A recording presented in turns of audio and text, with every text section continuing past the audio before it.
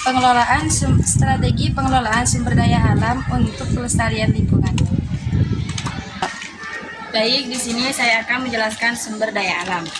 Sumber daya alam adalah segala sesuatu yang berasal dari alam. Manusia memanfaatkan sumber daya alam untuk memenuhi kebutuhan hidup dan kesejahteraannya. Indonesia memiliki sumber daya alam yang melimpah dan harus dijaga kelestariannya. Perlu bagi kita mengenal apa itu sumber daya alam dan upaya pelestariannya agar sumber daya alam dapat bermanfaat secara optimal dan tetap lestari. Dilihat dari sumber daya alamnya, Indonesia merupakan negara kepulauan yang memiliki keindahannya. Hal ini dapat dari ratusan gunung-gunung yang menjulang dan ditumbuhi berbagai jenis tumbuhan, hingga pantai-pantai yang luas membentang. Keindahan alam Indonesia juga mengandung kekayaan alam di dalamnya.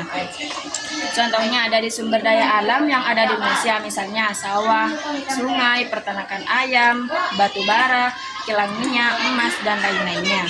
Sumber daya alam atau SDA tidak akan lepas dari kerangka pembangunan.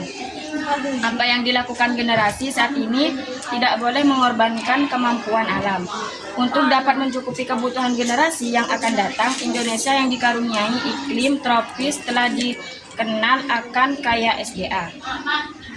Sumber daya alam merupakan objek menarik dan diperebutkan oleh ragam kepentingan. Oleh karena itu, ukuran tantangan mengelolanya lebih tinggi. Menjaga kelola tersebut, pemerintah terus melakukan pengaturan-pengaturan. Di satu sisi, pemerintah harus memenuhi kebutuhan ekonomi. Di sisi lain, harus menjaga lingkungan.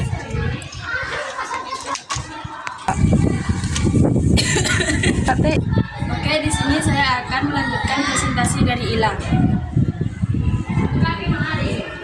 Strategi yang dipandang sebagai pendekatan yang mengedepankan partisipasi masyarakat dalam pengelolaan SDA.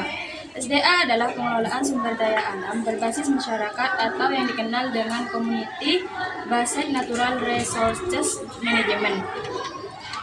Dampak sosial masyarakat perlawanan terhadap pola pengendalian kebakaran lahan dan hutan lestari merupakan salah satu akibat dari kebakaran lahan dan hutan yang ditimbulkan karena asap panas sehingga spesies flora dan fauna hangus terbakar, kemudian terjadi pada manusia yang menimbulkan penyakit seperti penyakit infeksi saluran pernafasan.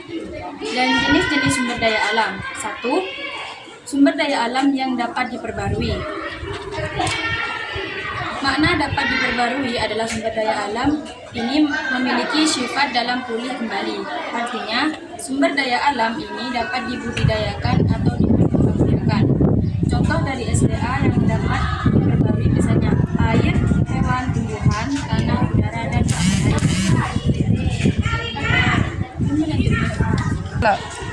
Yang kedua, sumber daya alam yang tidak dapat diperbarui. Artinya, sumber daya alam ini akan habis apabila digunakan secara terus-menerus. Dalam pemulihannya akan membutuhkan waktu yang sangat lama untuk sumber daya alam ini terbentuk kembali.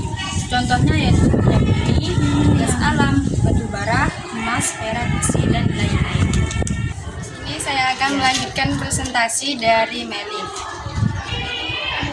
Di sini terdapat manfaat sumber daya alam. Yang dimaksud manfaat sumber daya alam itu seperti energi dan bahan bakar, contohnya minyak bumi, sebagai pembangkit listrik, untuk kebutuhan makan bagi manusia dan hewan, untuk kebutuhan tempat tinggal, untuk menjaga kelestarian dan keseimbangan alam, menyuplai oksigen, contohnya seperti tumbuhan sebagai cadangan devisa negara.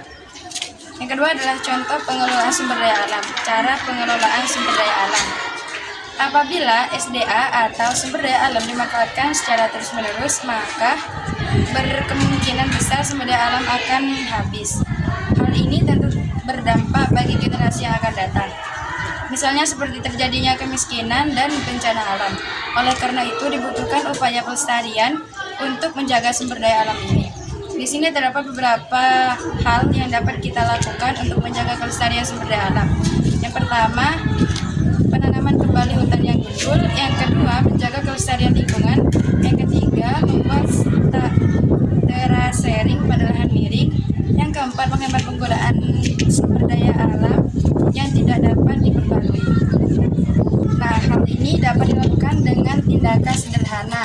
seperti mematikan listrik bila tidak digunakan. Selain beberapa upaya di atas, terdapat beberapa cara hidup ramah alam yang dapat kita terapkan untuk menjaga sumber daya alam agar tetap lestari seperti berikut: menghemat penggunaan kertas, menghemat penggunaan air, menghemat penggunaan energi listrik, menanam tanaman, dan yang terakhir menjaga kebersihan. Baik, saya akan melanjutkan presentasi dari sini.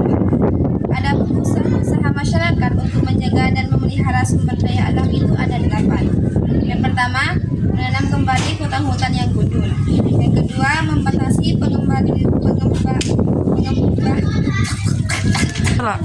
Baik, di sini saya akan melanjutkan presentasi dari Sohibah. Adapun usaha-usaha masyarakat untuk menjaga dan memelihara sumber daya alam itu ada 8. Yang pertama, menanam kembali hutan-hutan yang gundul. Yang kedua, membatasi pengambilan sumber daya alam yang berlebihan. Yang ketiga, menjaga kebersihan lingkungan, membuat utara seri pada pertanian di pegunungan. Yang keempat, menanam lebih banyak pohon. Yang kelima, melestarikan tumbuhan serta hewan-hewan yang langka. Yang keenam, merawat dan menjaga hutan yang mempunyai banyak pohon untuk kehidupan. Yang ketujuh, melakukan terbang keliling dan tidak membakar hutan demi membuka lahan.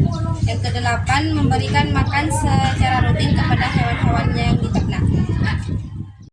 Presentasi dari kami. Apabila ada salah kata, kurang lebihnya mohon maaf. Wassalamualaikum warahmatullahi wabarakatuh.